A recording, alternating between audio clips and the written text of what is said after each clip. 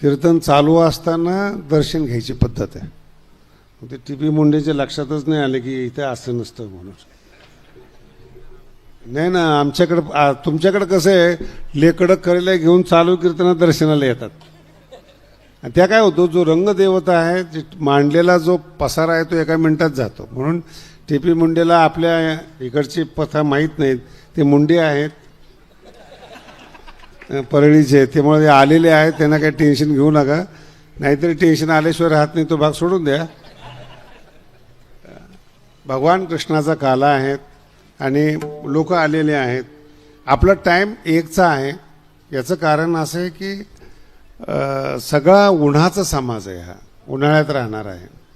मगाशी आता मला फेटा बांधायला गेलो त्यावेळेस फोन आला होता.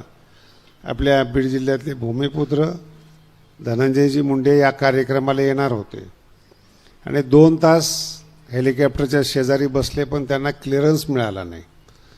त्यांना येता आलं नाही कारण की त्यांचा दौरा रद्द झालेला आहे. त्याचं कारण असं आहे की ते किती घाबरतात लोक, ही पण मला समजेना.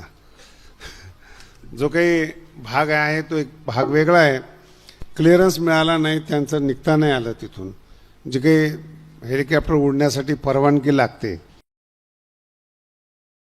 बसून होते पण मिळाली नाही. ठीक आहे, काय हरकत नाही. भगवानगडाचेच आता आपण जाहीर केलेले आहे त्यांना, त्यामुळे तुम्ही काही टेन्शन घेऊ नका. त्याचं मोठा कार्यक्रम करू आपण.